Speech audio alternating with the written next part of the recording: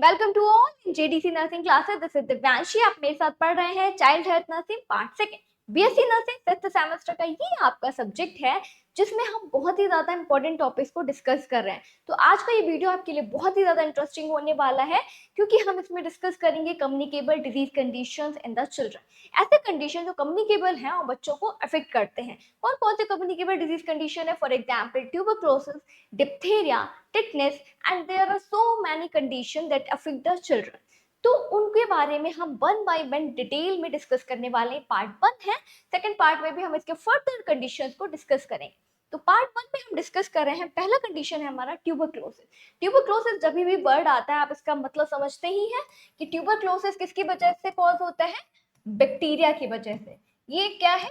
Bacterial infection है जो कि किसकी वजह से कॉज होता है? मायोबैक्टीरियम ट्यूबरक्लोसिस की वजह से ये कॉज होता है। मेनली कहाँ अफेक्ट करता है? लंग्स को अफेक्ट करता है, but there are so many other organ जिनको ये अफेक्ट करता है।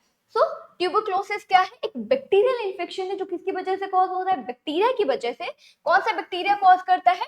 मायोबैक्टीरियम ट्यूबरक्लोसिस बैक्टीरिया कॉज करता है ट्यूबरक्लोसिस को। That primary affect the lungs. Mainly किसको अफेक्ट कर रहा है?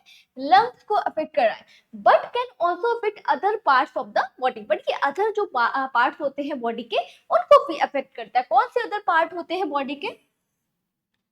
For example brain, spinal cord, lymph nodes,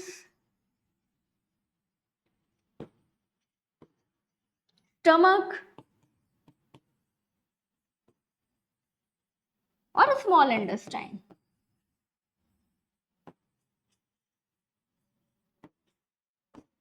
so tuberculosis क्या है? एक बैक्टीरियल इन्फेक्शन है जो मायोबैक्टीरियम ट्यूबरक्लोसिस की वजह से कॉज होता है। मेनली ये लंग्स को अफेक्ट करता है, but there are so many other organ जिनको ये बैक्टीरिया अफेक्ट करता है। जब भी ये लंग्स को अफेक्ट कर रहा है तो ये पल्मोनरी ट्यूबरक्लोसिस कहलाता है, और जब ये अदर बॉडी के ऑर्गन्स को अफेक्ट करता है उस टाइम पे एक्स्ट्रा पल्मोनरी ट्यूबरक्लोसिस के नाम से इसको जानते हैं। नेक्स्ट हम डिस्कस करते हैं कि क्या क्या कॉजेस हो सकते हैं जिसकी वजह से ट्यूबरक्लोसिस बच्चों के अंदर कॉज होता है। अडल्ट हेल्थ नर्सिंग में भी आपने ट्यूबरक्लोसिस रेस्पिरेटरी ट्रैक में पढ़ा होगा, बट यहाँ पे मेनली हम बच्चों के ऊपर, जो पीडियाट्री पॉपुलेशन है उनके ऊपर फोकस करके इसको डिस्कस कर रहे हैं। तो क्या कॉजेस होते हैं इसके? सबसे पहले जब कम्युनिकेबल डिजीज है तो ट्रांसमिशन के ऊपर बात करते हैं। Tuberculosis is usually spread through the air when an infected person cough, sneeze or talk। जब भी infected person कफिंग कर रहे होंगे, बात कर रहे होंगे या फिर स्नीजिंग कर रहे होंगे, उस टाइम पे जो बैक्टीरियल इन्फेक्शन है ये एक पर्सन से दूसरे पर्सन में इजीली ट्रांसमिट हो जाता है। नेक्स्ट है रिस्क फैक्टर। ऐसे कौन से बच्चे हैं जो रिस्क पे होते हैं ट्यूबरक्लोसिस के लिए? तो सबसे पहले तो ऐसे पर्सन, क्योंकि बैक्टीरियल इन्फेक्शन है, अगर बच्चे का इम्यून सिस्टम बहुत ही ज्यादा वीक होगा तो वो ससेप्टेबल है इन्फेक्शन के लिए। So children are more susceptible to tuberculosis if they live with the someone who has the tuberculosis. ऐसे बच्चे जिनके फैमिली में कोई मेंबर है जिसको ट्यूबरक्लोसिस है, उनके साथ में वो बच्चे रह रहे हैं तो बहुत ज्यादा चांसेस है कि वो बच्चे भी ट्यूबरक्लोसिस से अफेक्ट हो सकते हैं। नेक्स्ट है have a week immune system. ऐसे बच्चे जिनका इम्यूनिटी पावर बहुत ही ज्यादा वीक है या फिर इम्यून सिस्टम बहुत ज्यादा अच्छा नहीं है तो उन्हें बैक्टीरियल इन्फेक्शन होने के या फिर ट्यूबरक्लोसिस होने के चांसेस और भी ज्यादा बढ़ जाते हैं।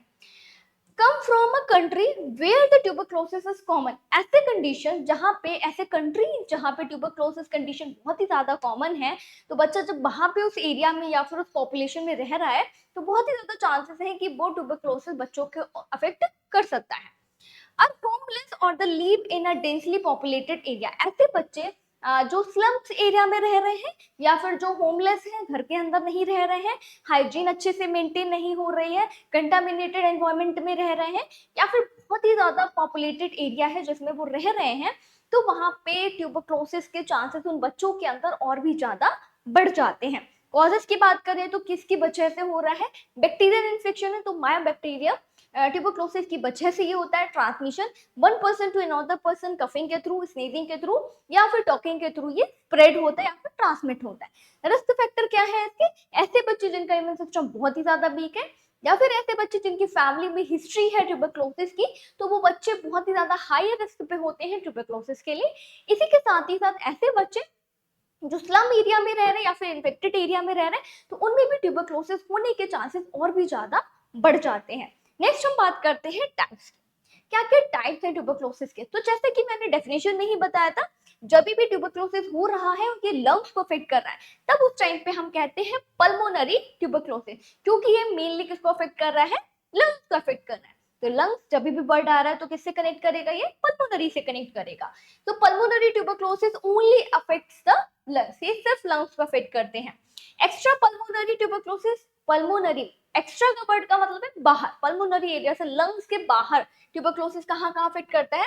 Affected area outside the lungs such as the lymph nodes, bones and the central nervous system. Brain को भी अफेक्ट करता है, बोन को भी अफेक्ट करता है, लिम्फ नोड्स को भी ये अफेक्ट करता है। लेटेंट ट्यूबरक्लोसिस इन्फेक्शन क्या होता है? ये ऐसे कंडीशंस जिसमें लेटेंट वर्ड जब भी आ रहा है, तो ऐसा ट्यूबरक्लोसिस ऐसा कंडीशन जिसमें पेशेंट अफेक्ट तो हुआ है बैक्टीरियल इन्फेक्शन से, बट इसके सिम्टम्स इतने ज्यादा बॉडी में नहीं अकर हो रहे हैं जिसके थ्रू हम ये आइडेंटिफाई कर पाए कि पेशेंट को ट्यूबरक्लोसिस है, या फिर उसके बॉडी में ऐसे साइन और सिम्टम्स नहीं हो रहे हैं कि जो one person to another person ने इन्फेक्शन को कॉज कर पाए। सो लेटेंट ट्यूबरक्लोसिस इन्फेक्शन क्या है? The bacteria have present in the body but do not cause any symptom. ऐसा कंडीशन, ऐसा ट्यूबरक्लोसिस की बॉडी में प्रेजेंट तो है, बैक्टीरियल इन्फेक्शन तो है, बट हम इसको साइन और सिम्टम्स के थ्रू डिटेक्ट नहीं कर सकते। अभी इसके साइन और सिम्टम्स क्लियरली फॉर्म में नहीं दिख रहे हैं। नेक्स्ट है एक्टिव ट्यूबरक्लोसिस डिजीज। ऐसा कंडीशन, ट्यूबरक्लोसिस का ऐसा फॉर्म कि जब भी इंफेक्शन बॉडी में कॉज हुआ है, तब उस टाइम पे जो उसकी साइन और सिम्टम्स है बहुत ही ज्यादा एक्टिव फॉर्म में बॉडी में अकर हो रहे हैं। The bacteria cause symptoms and can be transmitted to another. मतलब क्या है? साइन और सिम्टम्स बॉडी में अकर हुए, बैक्टीरिया अच्छे से एक्टिव हुआ है बॉडी के अंदर, ब्लड स्ट्रीम के अंदर, जिसकी वजह से उसने साइन और सिम्टम्स दिखाना स्टार्ट कर दिया है। देन इसी के साथ साथ ऐसे साइन और सिम्टम्स जो one person to another person ये बैक्टीरिया ससेप्टेबल है इन्फेक्शन को कॉज करने के लिए, मींस एक पर्सन से दूसरे पर्सन में ये इन्फेक्शन को कॉज कर सकता है, तो उस टाइम पे हम कहते हैं इसको एक्टिव ट्यूबरक्लोसिस। क्या कहेंगे? एक्टिव ट्यूबरक्लोसिस कहेंगे। जब ट्यूबरक्लोसिस का कंडीशन जिसमें साइन और सिम्टम्स क्लियर फॉर्म में नहीं दिख रहा है और बैक्टीरिया इतना ससेप्टेबल नहीं है कि एक पर्सन से दूसरे पर्सन में इन्फेक्शन को कॉज कर पाए, तो उस टाइम पे उस फेज को कहते हैं लेटेंट ट्यूबरक्लोसिस इन्फेक्शन। इसी के साथ में जब ये अदर लंग्स के बाहर अदर ऑर्गन को अफेक्ट करता है, तब कहते हैं एक्स्ट्रा पल्मोनरी ट्यूबरक्लोसिस। जब ये सिर्फ लंग्स को अफेक्ट करता है, तब उसको कहते हैं पल्मोनरी ट्यूबरक्लोसिस। नेक्स्ट हम बात करेंगे सिम्टम्स की। कौन कौन से सिम्टम्स हैं जब भी ट्यूबरक्लोसिस बॉडी में होगा, तो क्या क्या बॉडी में साइन और सिम्टम्स अकर होते हैं? तो सबसे पहले है पल्मोनरी ट्यूबरक्लोसिस। जब ये लंग्स को अफेक्ट कर रहा है मेनली, तब बॉडी में क्या क्या साइन और सिम्टम्स अकर होते हैं? अभी बैक्टीरियल इन्फेक्शन है तो कफिंग, स्नीजिंग और फीवर, ये तो मोस्ट कॉमन साइंस हैं जो बॉडी में अकर होना ही होना है। तो सबसे पहले पेशेंट को परसिस्टेंट कफ होगा, मीन्स लगातार फॉर्म में पेशेंट को कफ होता रहेगा, बच्चे कफ करते रहेंगे। फीवर बहुत ही ज्यादा हाई ग्रेड फीवर होगा। देन वेट लॉस, बच्चे का बहुत ही ज्यादा अनएक्सप्लेन्ड वे में वेट लॉस होता रहेगा। फटीग, बच्चा बहुत ही ज्यादा थकान फील करता है। देन नाइट स्वेट, पेशेंट क्या फील करेंगे? रात में सोते टाइम उनको स्वेटिंग बहुत ज्यादा होती है। तो ये कुछ कार्डियल साइन है जिसकी वजह से हम ट्यूबरक्लोसिस को डिटेक्ट कर सकते हैं। मेनली क्या है? परसिस्टेंट कफ, मींस बहुत ही ज्यादा पेशेंट कफिंग करे जा रहे हैं, करे जा रहे हैं, स्टॉप नहीं हो रहा है, लंग्स एकदम स्पूटम से या फिर कफ से भरा हुआ है, तब उस टाइम पे बहुत ही ज्यादा ये इंडिकेट करता है पल्मोनरी ट्यूबरक्लोसिस की तरफ। एक्स्ट्रा पल्मोनरी ट्यूबरक्लोसिस, जब लंग्स के बाहर other area other organs affected होते हैं, तब ये क्या शो करते हैं? Symptoms vary depending on the affected area. Swelling glands, अगर लिम्फ नोड अफेक्टेड है तो ग्लैंड्स कैसे होंगे? स्वेल अप होंगे। बोन्स में क्या होगा? ट्यूबरक्लोसिस अगर बोन के अंदर है तो बोन में बहुत ही ज्यादा पेन होगा, मसल स्पाम होगा, इसी के साथ साथ मसल स्टिफनेस भी हो सकता है। देन न्यूरोलॉजिकल साइन और सिम्टम्स भी, जब भी ये ब्रेन को अफेक्ट करता है तो पर्सन ब्रेन का जो फंक्शनिंग है वो इम्पेयर्ड हो जाएगा और अबनॉर्मल फॉर्म में पेशेंट का जो बॉडी है वो रिएक्ट करने लगता है, फिर वो मूवमेंट करने लगता है। तो दीज आर द साइन और symptoms of the tuberculosis.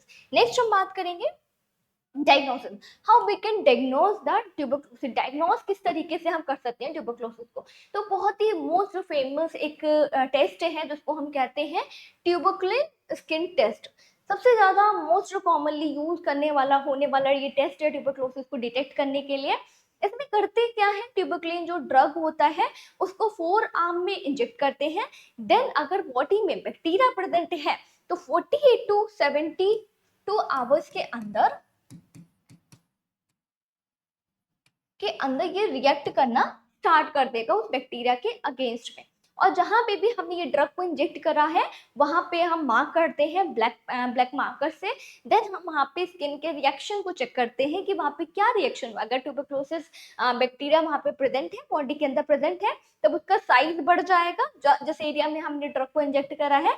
Then वहां पे स्वेलिंग भी होने लगेगी, जिसकी वजह से ये पॉजिटिव टेस्ट की तरफ ये इंडिकेट करता है। Measure the body's response to the tuberculosis protein. अभी भी ट्यूबरक्लोसिस का बैक्टीरिया वहां पे प्रेजेंट है, तो जब हम स्किन टेस्ट को करेंगे, ट्यूबरक्लिन टेस्ट को परफॉर्म करते हैं, तब उसके लिए ये रिएक्ट करता है। नेक्स्ट है इंटरफेरॉन गामा रिलीज एसे। इसमें भी क्या होता है, ये ब्लड टेस्ट है, ये फॉर्म ऑफ ब्लड टेस्ट है जिसमें जब भी हम टेस्ट करते हैं तो जो WBCs होते हैं वो प्रोड्यूस करते हैं इंटरफेरॉन गामा को, जिसकी वजह से हम प्रेजेंस ऑफ मायाबैक्टीरियल ट्यूबरक्लोसिस को आइडेंटिफाई कर पाते हैं या फिर डिटेक्ट कर पाते हैं। नेक्स्ट है चेस्ट एक्सरे। जब भी पेशेंट बहुत ही ज्यादा कफ कर रहे हैं तो उसको आइडेंटिफाई करने के लिए हम एक्सरे परफॉर्म करते हैं पल्मोनरी ट्यूबरक्लोसिस को डिटेक्ट करने के लिए। देन द स्पूटम और द गैस्ट्रिक एस्पिरेट टेस्टिंग भी कर सकते हैं ट्यूबरक्लोसिस को डिटेक्ट करने के लिए। Can confirm the presence of tuberculosis bacteria. Tuberculosis को डिटेक्ट करने के लिए स्पूटम टेस्ट भी परफॉर्म किया जाता है एंड गैस्ट्रिक एस्पिरेट टेस्टिंग भी कर सकते हैं, जिसके थ्रू हम मायाबैक्टीरियल ट्यूबरक्लोसिस को डिटेक्ट कर पाए या फिर आइडेंटिफाई कर पाए कि पेशेंट को इन्फेक्शन है या फिर नहीं है। नेक्स्ट हम देखते हैं मेडिकल मैनेजमेंट। क्या क्या मैनेजमेंट है, तो जब भी पेशेंट को ट्यूबरक्लोसिस हुआ है तो एक मोस्ट कॉमनली वैक्सीनेशन है जो प्रिवेंशन के लिए यूज किया जाता है। ये क्या है, BCG का वैक्सीन। पेरेंट्स को एनकरेज करते हैं कि वो क्या करे, बच्चे को BCG का वैक्सीनेशन एडमिनिस्टर करे, जिसके थ्रू हम प्रिवेंट कर सकते हैं ट्यूबरक्लोसिस को। इसी के साथ साथ एंटीबायोटिक, अगर पेशेंट अफेक्टेड है तो एंटीबायोटिक एडमिनिस्टर करता है। Combination of the medication is used to treat the tuberculosis. Typically 6 to 12 month के लिए रेगुलर बेसिस पे हमें मेडिकेशन को कंटिन्यू करना है पेशेंट को ट्रीट करने के लिए। देन सपोर्टिव केयर पेशेंट को दे सकते हैं, रेस्ट दे सकते हैं क्योंकि बैक्टीरियल इन्फेक्शन है, पेशेंट को फीवर बहुत ज्यादा हो रहा है, नाइट स्वेटिंग हो रही है, तो पेशेंट को रेस्ट के लिए बोलेंगे। प्रॉपर न्यूट्रिशन इंटेक करने के लिए बोलेंगे कि बॉडी में कोई भी माल नरिशमेंट ना हो। वेट बहुत ज्यादा पेशेंट को लॉस हो रहा है तो उसको प्रिवेंट करने के लिए एकदम बैलेंस डाइट लेने के लिए पेशेंट को मोटिवेट करते हैं। देन हाइड्रेशन को मेंटेन करना बहुत ही ज्यादा यहाँ पे इंपॉर्टेंट हो जाता है, तो पेशेंट को इंकरेज करेंगे कि पूरा उनका बॉडी कैसा रहे, हाइड्रेटेड रहे। That are the essential concept of the recovery from the tuberculosis. Next हम बात करते हैं nursing management. As a nurse हम पेशेंट की किस तरीके से हेल्प कर सकते हैं। तो सबसे पहले तो हम असेस करेंगे उसकी कंडीशन को कि कौन कौन सा एरिया पेशेंट का अफेक्टेड है, क्या प्रॉब्लम है पेशेंट की, क्या साइन और सिम्टम्स है। इसी के साथ साथ उनकी हिस्ट्री कलेक्शन भी हम कर सकते हैं कि उनके फैमिली में अगर कोई भी मेंबर है जिसको ट्यूबरक्लोसिस हुआ है तो हम इनकरेज करेंगे पेरेंट्स को कि उनसे बच्चे को क्या रखें, आइसोलेटेड रखें या फिर दूर रखें, क्योंकि ये कैसा बैक्टीरिया है, 1% टू अनदर पर्सन में मतलब ट्रांसमिट हो रहा है, तो ये बच्चे को बहुत ज्यादा अफेक्ट कर सकता है। क्योंकि जो बच्चे छोटे होते हैं तो उनका इम्यूनिटी इतना अच्छे से मतलब कि बिल्डअप नहीं हुआ होता, डेवलप नहीं होता है, वीक होता है, तो बहुत ही ज्यादा चांसेस होते हैं, रिस्क फैक्टर पे होते हैं बच्चे इन्फेक्शन होने के। तो उस टाइम पे हम क्या करेंगे, असेसमेंट फेज पे पेशेंट की कंडीशन को अच्छे से असेस करेंगे, साइन और सिम्टम्स को देखेंगे, मेडिकल हिस्ट्री देखेंगे कि बच्चे को पहले से तो कोई ट्यूबरक्लोसिस का ऐसा कोई कंडीशन तो नहीं रहा है या फिर कोई बैक्टीरियल इन्फेक्शन तो बच्चे को नहीं रहा है।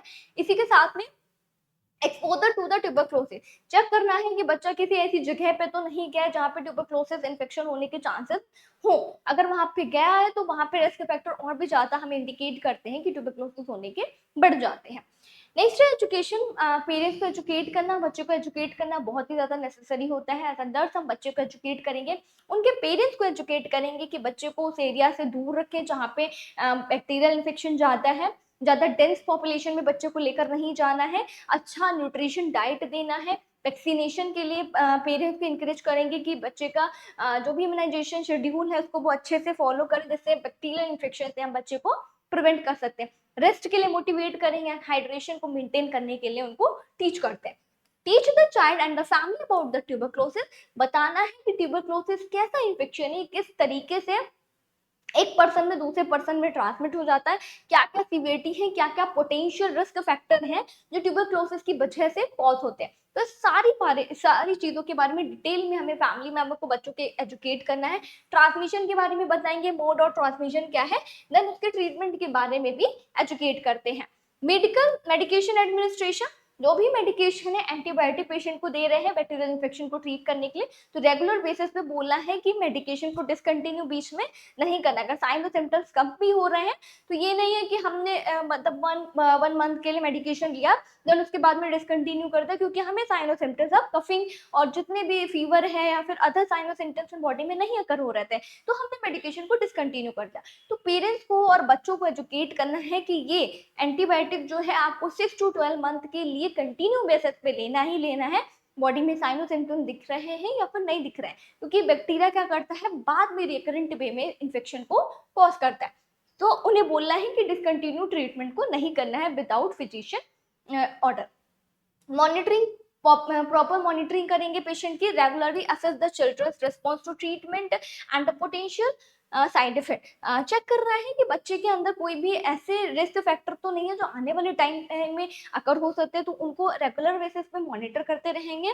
जैसे इन्फेक्शन कंट्रोल, क्योंकि ये कम्युनिकेबल डिसीज कंडीशन है तो चेन ऑफ इन्फेक्शन को ब्रेक करना या फिर ट्रांसमिशन को ब्रेक करना बहुत ही ज्यादा इंपॉर्टेंट हो जाता है। Implement the measure to prevent the transmission to other such as the respiratory precaution. Patient को बोलेंगे कि वो मास्क वेयर करके रखें, या फिर जो अदर उनके जो केयर गिवर हैं उन्हें केयर देने के लिए जा रहे हैं तो वो प्रॉपर हाइजीन को मेंटेन करें, प्रिकॉशंस को लें, जिससे हम इन्फेक्शन को ट्रांसमिट होने के चांसेस को ब्रेक कर सकते हैं या फिर कम कर सकते हैं। चेन ऑफ इन्फेक्शन को ब्रेक करना बहुत ही ज्यादा इंपॉर्टेंट हो जाता है इन्फेक्शियस कंडीशन में, जिसके थ्रू हम अदर पर्सन को, पेशेंट को तो ट्रीटमेंट दे ही रहे हैं बट अदर पर्सन को भी प्रिवेंट कर पाए इन्फेक्शन ना हो। ये कंडीशन थी हमारी ट्यूबरक्लोसिस। बच्चों को किस तरीके से फिट करता है, किस वजह से कॉज होता है, क्या क्या साइन और सिम्टम्स है, किस तरीके से इसको हम डायग्नोज कर सकते हैं, देन हमने ट्रीटमेंट के बारे में भी डिस्कस करा था। Now we will discuss on the another condition जिसका नाम है डिप्थीरिया। ये भी बहुत ही ज्यादा मोस्ट कॉमन कंडीशन है डिप्थीरिया। ये भी नोज और थ्रोट को अफेक्ट करता है बच्चों के अंदर। तो देखते हैं क्या है। डिप्थीरिया भी एक बैक्टीरियल इन्फेक्शन है। ये भी क्या है, बैक्टीरियल इन्फेक्शन। किसकी वजह से कॉज होता है, कॉर्नी बैक्टीरियम डिप्थीरिया की वजह से कॉज होता है। That primary affect the respiratory system. Mainly किसको अफेक्ट कर रहा है, रेस्पिरेटरी ट्रैक को ये अफेक्ट करता है। नेक्स्ट हम देखेंगे कि इसके टाइप्स क्या हैं। रेस्पिरेटरी ट्रैक जब भी ये लंग्स को अफेक्ट कर रहा है, affect the nose, throat and the lung. किसको अफेक्ट करता है, नोज को, थ्रोट को एंड लंग्स को ये अफेक्ट करता है। क्यूटेनियस डिप्थीरिया भी अनदर फॉर्म होता है इसका। क्यूटेनियस जब भी वर्ड आता है तो ये किससे लिंक्ड करता है, स्किन से लिंक करता है। ये किसको अफेक्ट करेगा, स्किन को अफेक्ट करता है। तो जब भी डिप्थीरिया हुआ है तब उस टाइम पे क्या होता है, जो बच्चे हैं उनका नोज, थ्रोट वहां पे ब्लॉकेज हो जाता है। Pseudo membranous means 2 to 3 days के बाद में एक ग्रेश कलर का मेम्ब्रेन फॉर्म हो जाएगा जिसको कहते हैं सीडो मेम्ब्रेनस, जिसकी वजह से कंप्लीटली ब्लॉकेज हो जाता है नोज एंड थ्रोट में, जिसकी वजह से बच्चा अच्छे से ब्रीथ नहीं कर पाता। रेस्पिरेटरी जो इनहेलेशन एक्सहेलेशन का जो प्रोसेस है वो इम्पेयर्ड हो जाता है। तो कॉजेस क्या है इसके, हमें बैक्टीरियल इन्फेक्शन है, कॉर्नी बैक्टीरियम की वजह से, डिप्थीरिया की वजह से कॉज होता है। तो किस तरीके से ट्रांसमिट होगा, 1% टू अनदर पर्सन। तो diphtheria usually spread through the respiratory droplet, क्योंकि ये लंग्स को अफेक्ट कर रहा है, नोज एंड थ्रोट अफेक्टेड है, तो ये क्या करेगा, जो भी रेस्पिरेटरी ड्रॉपलेट है कफिंग के थ्रू, स्नीजिंग के थ्रू, ये 1% टू अनदर पर्सन में ट्रांसमिट होता है। Close contact with an infected person, ऐसे पर्सन जिनको डिप्थीरिया है तो बैक्टीरियल इन्फेक्शन से सफर कर रहे हैं, उनके अगर बहुत ही ज्यादा क्लोज कांटेक्ट में आते हैं तो ये अदर पर्सन को अफेक्ट कर सकता है। Contaminated object on the surface, ऐसे ऑब्जेक्ट, ऐसे सरफेस जो कंटामिनेटेड है बैक्टीरियल इन्फेक्शन से, तो उससे भी ये एक पर्सन टू अनदर पर्सन में ट्रांसमिट होता है और इन्फेक्शन को कॉज भी करता है। नेक्स्ट है रिस्क फैक्टर अनवैक्सीनेटेड। अगर डिप्थीरिया का वैक्सीनेशन नहीं लिया है तो भी ये मतलब कि बहुत ही ज्यादा चांसेस बढ़ जाते हैं, क्योंकि जो भी वैक्सीनेशन होते हैं वो प्रिकॉशंस के लिए होते हैं, वो प्रिवेंशन के लिए होते हैं। अगर पेरेंट्स ने बच्चे का इम्यूनाइजेशन शेड्यूल अच्छे से फॉलो नहीं करा है तो बहुत ही ज्यादा चांसेस बढ़ जाते हैं इन्फेक्शन होने के। तो वही है, रिस्क फैक्टर पे कौन से बच्चे होंगे, ऐसे बच्चे जो अनवैक्सीनेटेड है, जिन्होंने वैक्सीनेशन नहीं लिया है, अंडर वैक्सीनेटेड है, इंडिविजुअल आर मोर ससेप्टेबल, वो बहुत ही ज्यादा ससेप्टेबल हो जाते हैं बैक्टीरियल इन्फेक्शन होने के। सो नेक्स्ट हम बात करेंगे क्लिनिकल मैनिफेस्टेशन, क्या क्या साइन और सिम्टम्स बच्चे की बॉडी में जब भी वो डिप्थीरिया से अफेक्ट कर रहा है तो दिखेंगे। तो हमने देखा था नोज एंड थ्रोट अफेक्ट कर रहा है, लंग्स अफेक्टेड हो रहे हैं, मैम्ब्रेन का फॉर्मेशन हो रहा है जिसकी वजह से पेशेंट को ब्रीथ इन करने में डिफिकल्टी होती है। तो रेस्पिरेटरी डिप्थीरिया मींस जब भी बच्चे का लंग अफेक्टेड है तो क्या कॉज करेगा, सोर थ्रोट होगा, पेशेंट जो भी थ्रोट एरिया है वो बहुत ज्यादा सोर होगा, इसी के साथ में लो ग्रेड फीवर बना रहेगा बॉडी के अंदर, ग्लैंड्स कैसे होंगे, सोइलिन होंगे, सोइल अप होंगे, then thick grey membrane covering the tonsil and the throat. Throat पे और जो भी टॉन्सल एरिया होता है वहां पे ग्रे कलर का मैम्ब्रेन फॉर्मेशन हो जाता है, इसको सीडो मैम्ब्रेनियस बोलते हैं, जिसकी वजह से ब्लॉकेज हो जाता है, कंप्लीटली जो भी फंक्शन है वो इम्पेयर हो जाता है, अच्छे से पॉसिबल वे में नहीं होगा वहां पे। Difficulty in breathing most common है, जब भी मतलब कि मैम्ब्रेन का फॉर्मेशन हुआ है 2 to 3 डेज के बाद में ग्रे कलर का मैम्ब्रेन यहाँ पे फॉर्म होने लगता है, तो जब भी मैम्ब्रेन फॉर्म होगा तो इस वजह से डिफिकल्टी होगी बच्चे को ब्रीथ करने के लिए। कुटेनियस डिप्थीरिया जब भी स्किन को अफेक्ट कर रहा है ये, तब ये क्या करेगा, स्किन लीशंस को कॉज करता है और अल्सर को बॉडी के अंदर ये कॉज करता है। नेक्स्ट हम देखेंगे diagnosis, how we can diagnose the diphtheria. Diphtheria को हम किस तरीके से डायग्नोज कर सकते हैं, तो थ्रोट कल्चर के थ्रू, थ्रोट और नोज को अफेक्ट कर रहा है तो स्वैब कल्चर के थ्रू हम इसको डिटेक्ट करेंगे। Confirm the presence of the corynebacterium diphtheria, check करना है कि वहां पे थ्रोट में या फिर स्पूटम में, कफ में कि यहाँ पे कॉर्निबैक्टीरियम कौन सा टाइप ऑफ बैक्टीरिया प्रेजेंट है, कौन सा बच्चे को इन्फेक्शन हुआ है, तो थ्रोट कल्चर के थ्रू या फिर स्वैब कल्चर के थ्रू इसको डिटेक्ट करते हैं। क्लिनिकल इवैल्यूएशन करेंगे, पेशेंट के जो भी साइन और सिम्टम्स है या फिर अदर मेडिकल हिस्ट्री है, पेशेंट की पास्ट हिस्ट्री, प्रेजेंट हिस्ट्री, या फिर ऐसा कंडीशन तो नहीं है जिसमें पेशेंट एक्सपोजर में आए हैं ट्यूबरक्लोसिस के या फिर डिप्थीरिया के, तो उन चीजों को डिटेक्ट करना यहाँ पे इंपॉर्टेंट हो जाता है। जितना भी साइन और सिम्टम पेशेंट की बॉडी में अकर हो रहा है उसको अच्छे से आइडेंटिफाई करना है, उसको डिटेक्ट करना है। देन हम मूव करते हैं मैनेजमेंट की साइड में। तो जो भी बैक्टीरियल इन्फेक्शन है, कम्युनिकेबल डिजीज कंडीशन है, उनको प्रिवेंट करने के लिए वैक्सीनेशन गवर्नमेंट ने स्टार्ट करा है। तो अगर बच्चा अच्छे से इम्यूनाइजेशन हुआ है उनका, उन्होंने वैक्सीनेशन लिया है, प्रिकॉशंस लिए हैं अच्छे से, तो बहुत ही ज्यादा चांसेस कम हो जाते हैं इन्फेक्शन होने के।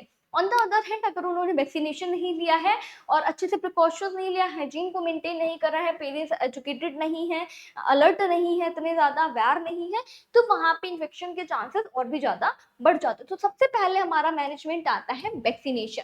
अगर बच्चे का वैक्सीनेशन इम्यूनाइजेशन शेड्यूल अच्छे से फॉलो करा हुआ है तो हम उसको इन्फेक्शन से, बैक्टीरियल इन्फेक्शन से प्रिवेंट कर सकते हैं। तो सबसे पहले तो वैक्सीनेशन कराना है। डिप्थीरिया टॉक्साइड वैक्सीन का is highly effective in preventing the diphtheria. Diphtheria को प्रिवेंट करने के लिए डिप्थीरिया टॉक्साइड वैक्सीनेशन को एडमिनिस्टर करते हैं। देन इसी के साथ साथ अगर स्किन लीशंस हुए हैं, अल्सर हुआ है, तो उसको केयर प्रोवाइड करना, वुंड की केयर करना बहुत ही ज्यादा नेसेसरी है। देन हाइजीन को रेगुलर फॉर्म में मेंटेन करेंगे, हैंड वॉशिंग करेंगे, जिसके थ्रू हम चेन ऑफ इन्फेक्शन को ब्रेक कर पाए। For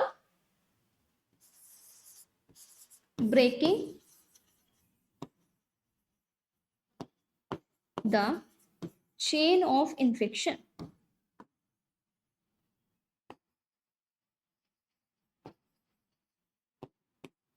proper disposal of the contaminated material, जैसे कि जो भी कफिंग कर रहा है, स्पूटम है या फिर स्नीजिंग कर रहा है, तो उस मटेरियल को अच्छे से डिस्कार्ड करना है। फिर जो इन्फेक्टेड मटेरियल है उसको अच्छे से डिस्कार्ड करना है, जिसके थ्रू हम इन्फेक्शन होने से प्रिवेंट कर सकते हैं।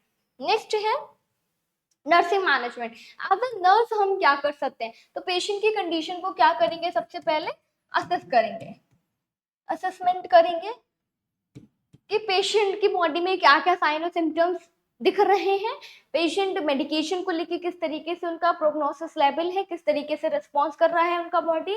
देन हम आइडेंटिफाई करेंगे पेशेंट की मेडिकल हिस्ट्री के बारे में कि क्या क्या उनका मेडिकल हिस्ट्री रहा है कंडीशन को लेके, पहले तो उनको कोई बैक्टीरियल इन्फेक्शन तो नहीं था, किसी भी मेडिकेशन को लेके वो मतलब कि हायर रिस्क पे तो नहीं है, अलग साइड इफेक्ट तो नहीं शो करेगा, तो इन सारी चीजों को हमें असेस करना है। देन रेगुलर बेसिस पे हम मॉनिटरिंग करेंगे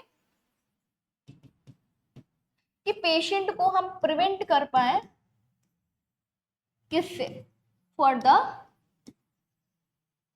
पोटेंशियल रिस्क।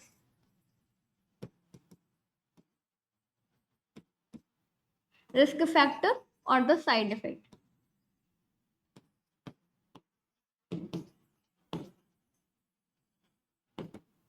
साइड इफेक्ट से प्रिवेंट करना। देन हम क्या कर सकते हैं, पेशेंट को एज अ नर्स हम एजुकेट कर सकते हैं। जैसे कि हमने मैनेजमेंट में भी देखा था कि पेशेंट को हाइजीन के बारे में बताना है। देन क्या करेंगे, ब्रेक करेंगे चेन ऑफ इन्फेक्शन। एंड इसी के साथ साथ एजुकेशन, जब भी हम पेशेंट को एजुकेट कर रहे होंगे तो वहां पे हम वैक्सीनेशन के लिए पेरेंट्स को एंड फैमिली मेंबर्स को जरूर से एजुकेट करेंगे कि बच्चे का इम्यूनाइजेशन शेड्यूल अच्छे से वो फॉलो करे, अच्छे से उसको मेंटेन करें, और जो भी वैक्सीनेशन है उसको टाइमली फॉर्म में बच्चे को एडमिनिस्टर भी करें।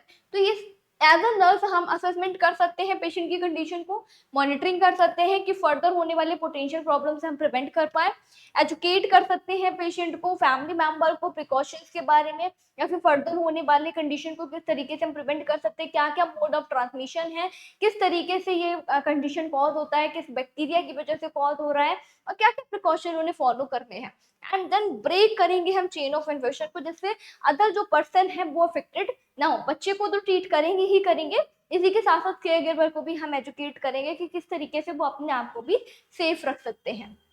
नेक्स्ट कंडीशन है हमारा टिटनेस। टिटनेस भी बहुत ज्यादा मोस्ट कॉमन कंडीशन है, लाइफ थ्रेटनिंग कंडीशन है इवन। इससे बच्चे की डेथ भी हो सकती है अगर हमने प्रॉपर टाइमली इंटरवेंशन को यूज नहीं करा, तो बच्चे की डेथ भी हो सकती है, लाइफ थ्रेटनिंग कंडीशन है। Tetanus is a bacterial infection. ये भी बेटा कैसा है, बैक्टीरियल इन्फेक्शन है जो क्लॉस्ट्रिडियम टिटने की वजह से कॉज होता है। That affect the nervous system. किसको अफेक्ट करेगा, नर्वस सिस्टम को, ब्रेन को अफेक्ट करता है, नर्व्स को अफेक्ट करता है, leading the muscle stiffness and the sperm, जिसकी वजह से मसल्स कैसे होते हैं, स्टिफ हो जाते हैं, एंड वहां पे स्पाम हो जाता है। मेनली जो लोअर जो होता है वो अफेक्टेड होता है। तो ये लाइफ थ्रेटनिंग कंडीशन है, बैक्टीरियल इन्फेक्शन की वजह से कॉज होता है, बहुत ही सीरियस फॉर्म ऑफ कंडीशन है। प्रॉम्प्ट डिसीजन या फिर प्रॉम्प्ट इंटरवेंशन को फॉलो करना नेसेसरी होता है, इंपॉर्टेंट होता है। टाइप्स है जनरलाइज्ड टिटनेस। जनरलाइज्ड का मतलब क्या होता है, पर्टिकुलर जनरल फॉर्म में जो बॉडी में अकर हो रहा है। द मोस्ट कॉमन फॉर्म होता है टिटनेस का characterised by the muscle stiffness and the spasm throughout the body. Mean जो पेशेंट है उनका पूरा ही बॉडी अफेक्टेड होता है, वहां पे muscle sperm and the muscle stiffness common condition है टिटनेस में जो अकर होती है। Next localised tetanus. लोकलाइज का मतलब होता है पर्टिकुलर एरिया पे लोकलाइज्ड वे में क्या साइन और सिम्टम्स दिखेंगे। ये माइल्डर फॉर्म होता है, देन अफेक्ट करता है ओनली द मसल को near the site of the infection. जहां पे इन्फेक्शन हुआ है वहां के जो सराउंडिंग मसल्स है वो मेनली अफेक्टेड होते हैं। सिफेलिक टिटनेस में क्या होगा, ये मेनली किसको अफेक्ट करेगा, नर्व्स को अफेक्ट करता है। अब रेयर फॉर्म होती है, सबसे ज्यादा रेयर फॉर्म है, इसी के साथ साथ अफेक्ट करता है नर्व को of the head and the face. जो हेड के मसल्स नर्व्स हैं और फेस के नर्व्स हैं उनको सबसे ज्यादा अफेक्ट करता है। तो ये टाइप्स इसके बहुत ही ज्यादा इंपॉर्टेंट है, आपको याद रखने चाहिए। जनरलाइज्ड फॉर्म में क्या होगा, जो पूरी ही बॉडी पेशेंट की होती है वो अफेक्टेड होगी, stiffness and the spasm throughout the body occur होता है। लोकलाइज्ड में क्या है, माइल्डर फॉर्म होता है, पर्टिकुलर एरिया जो अफेक्टेड है उसके जो सराउंडिंग मसल हैं वो अफेक्टेड होंगे। सिफेलिक में जो पेशेंट के नर्व होते हैं, mainly facial nerve and the head के नर्व, वो अफेक्टेड होते हैं। देन हम देखेंगे क्या क्या इसके कॉजेस हो सकते हैं। तो mode of transmission bacterial infection की वजह से हो रहा है, ये हमें पता है। ट्रांसमिट किस तरीके से होगा, जो टिटनेस के स्पोर होते हैं एंटर करेंगे बॉडी में थ्रू द वुंड और द कट। कभी कभी हम कहते हैं ना, आयरन की, लोहे की किसी भी चीज से अगर इंजरी हो जाती है तो वहां पे जो टिटनेस का बैक्टीरिया होता है वो प्रेजेंट होता है, और जहां पे भी स्पोर होता है, अगर आयरन की वजह से, लोहे की वजह से कोई भी इंजरी कॉज होती है तो वहां पे चांसेस टिटनेस के होने के और भी ज्यादा बढ़ जाते हैं, क्योंकि स्पोर में बहुत ही जल्दी से कोई भी स्कार है, बुंट है, वहां पे ये बैक्टीरिया अच्छे से पेनिट्रेट करके ब्लड स्ट्रीम में रीच कर जाता है। तो हमें बहुत ही ज्यादा प्रिकॉशंस लेने हैं जिस भी एरिया में कट है या फिर वुंड है। तो tetanus spore enter the body through the wound or the cut, especially those contaminated with the soil, dust and the animal feces। अगर वो एरिया किससे, सॉइल से अफेक्टेड है, या फिर डस्ट से अफेक्टेड है, या फिर एनिमल फीसेस से अफेक्टेड है, तो वहां पे टिटनेस के बैक्टीरिया का प्रेजेंस होना बहुत ही ज्यादा कॉमन होता है। कौन कौन रिस्क फैक्टर पे होगा? अनवैक्सीनेटेड बच्चे, ऐसे बच्चे जिनका इम्यूनाइजेशन टीटी का वैक्सीन नहीं लगा है उनको, तो बहुत ज्यादा रिस्क फैक्टर पे वो बच्चे होते हैं। इसी के साथ साथ अगर उनका वुंड बहुत ही ज्यादा डीप है और डर्टी है, तो वहां पे टिटनेस के चांसेस या फिर बैक्टीरिया के स्पोर जो होते हैं वहां पे पेनिट्रेट करने के चांसेस और भी ज्यादा बढ़ जाते हैं। स्किन बर्न हुआ है या फिर इंजरी हुआ है कंटामिनेटेड किसी भी ऑब्जेक्ट से, मीन्स अगर कोई भी उनको किसी भी लोहे के आयरन के रॉड से या फिर कोई भी अदर जो चीजें होती हैं उससे पेशेंट को इंजरी हुआ है, तो वहां पे टिटनेस का इन्फेक्शन होने का चांसेस बढ़ जाता है। ये एक लाइफ थ्रेटनिंग कंडीशन है, इसलिए टीटी का वैक्सीनेशन के लिए पेशेंट को हम एनकरेज करते हैं। जैसे ही उन्हें इंजरी होता है, कट लगता है, फिर वुंड होता है, तो हमें बिल्कुल भी डिले नहीं करना है, तुरंत वैक्सीनेशन के लिए पेशेंट को एनकरेज करेंगे। क्लिनिकल मैनिफेस्टेशन क्या है? Muscle stiffness. क्या अफेक्ट करता है? मसल स्टिफनेस हो जाएंगे, मसल स्पाम होता है, जॉ स्टिफ होता है, mainly jaw, lower jaw lock हो जाता है, then the neck stiffness and the abdominal rigidity, means abdomen जो एरिया होता है बहुत ही ज्यादा हार्ड फील होगा। मसल स्पाम होगा, painful spasm often triggered by the minor stimuli.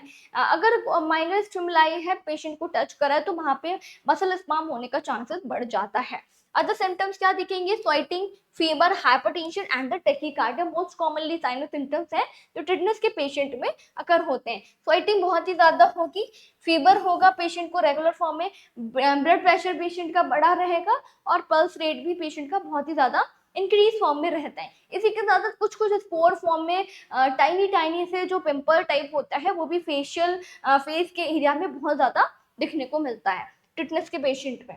Diagnosis क्या है? क्लिनिकल इवैल्यूएशन, पेशेंट के साइन और सिम्टम्स को अच्छे से मॉनिटर करेंगे। Assessment of the symptoms and the medical history, patient का पास्ट हिस्ट्री चेक करेंगे। वुंड एग्जामिनेशन, क्योंकि जो जहां पे भी कट है और वुंड है वहां पे जो भी टिटनेस के स्पोर जो भी बैक्टीरिया होता है वो इजीली फॉर्म में पेनिट्रेट करता है, तो वुंड को एग्जामिन करना बहुत ज्यादा इंपॉर्टेंट हो जाता है। Examination of the wound for the sign of the infection, infection को डिटेक्ट करने के लिए हमें वुंड को एग्जामिन करना नेसेसरी है। लेबोरेटरी टेस्ट करेंगे, may be not necessary, and the diagnosis often based clinical presentation. Normally form में तो नहीं करते हैं, बट बैक्टीरियल की प्रेजेंस को फाइंड आउट करने के लिए ब्लड टेस्ट को परफॉर्म किया जाता है। नेक्स्ट है management. For the management of the tetanus हम क्या कर सकते हैं? वुंड केयर पेशेंट को देंगे, अगर कहीं पे भी कट है या फिर इंजरी हुई है तो उसको हम अच्छे से ट्रीट करेंगे। Cleaning and the debridement of the wound, जो भी एरिया है वहां पे उसको अच्छे से क्लीन करना है, वहां पे ड्रेसिंग करना है, उसका अनहाइजीनिक वे को नहीं यूज करेंगे, सेफ्टी टेक्निक का यूज करते हुए हम वुंड को क्लीन करेंगे, वहां पे उसका ड्रेसिंग करते हैं, पेशेंट को एंटीबायोटिक देंगे जैसे वुंड का जो हीलिंग है वो और भी ज्यादा अच्छे से हो जाए। नेक्स्ट है tetanus immunoglobin, administer of the tetanus antibodies to neutralising the toxin, जो टॉक्सिसिटी है टिटनस बैक्टीरिया की उसको कम करने के लिए टिटनस इम्यूनोग्लोबिन को एडमिनिस्टर करते हैं। मसल रिलैक्सेंट देंगे इसलिए क्योंकि पेशेंट का मसल स्टिफ हो रहा है, मसल स्पाम हो रहा है, तो उसको प्रिवेंट करने के लिए मसल रिलैक्सेंट देते हैं, medication to control the muscle spasm. Supportive care इसी के साथ साथ पेशेंट को दे सकते हैं। Monitoring and the management of the respiratory and the cardiac function, cardiac function को चेक करने के लिए, रेस्पिरेटरी ट्रैक को, वहां के फंक्शन को चेक करने के लिए कि वो अच्छे से काम कर रहा है नहीं कर रहा है, तो इसके लिए सपोर्टिव केयर देना इंपॉर्टेंट हो जाता है। पेशेंट को रेस्ट के लिए, हाइड्रेशन को मेंटेन करने के लिए भी एजुकेट करते हैं। सो नेक्स्ट है prevention. For the prevention of the tetanus क्या कर सकते हैं? वैक्सीनेशन के लिए, टीटी के वैक्सीनेशन के लिए पेशेंट को एनकरेज करेंगे। Tetanus toxoid vaccine is highly effective in preventing the tetanus. Proper wound care करेंगे, क्लीन करेंगे, ड्रेसिंग करेंगे वुंड की promptly, and the booster doses के लिए regular booster shot of the maintain the immunity, immunity को maintain करने के लिए हम टिटनेस के वैक्सीनेशन के लिए पेशेंट को एनकरेज करते रहेंगे, जिसके थ्रू हम टिटनेस को बॉडी में होने से प्रिवेंट कर पाए या फिर पेशेंट के हेल्थ को और भी अच्छे से हम प्रमोट कर सकते हैं। तो that's all about the today class. हमने आज क्या डिस्कस करा है? ट्यूबरक्लोसिस के बारे में, डिप्थीरिया के बारे में एंड टिटनेस के बारे में। तीनों ही कंडीशन बहुत ही ज्यादा इंपॉर्टेंट है, एग्जाम में जरूर से पूछी जाती है। आई होप ये वीडियो आपके लिए बहुत ही ज्यादा हेल्पफुल रहा होगा। अगर आपने कुछ भी इस वीडियो के थ्रू लर्न करा है तो कमेंट सेक्शन में बताना बिल्कुल भी मत भूलिए, और जरूर से वीडियो को लाइक करिए, शेयर करिए और चैनल को सब्सक्राइब करिए। और फिर मिलेंगे हम नेक्स्ट वीडियो में, नेक्स्ट क्लास में एक नए टॉपिक के साथ। Thank you class.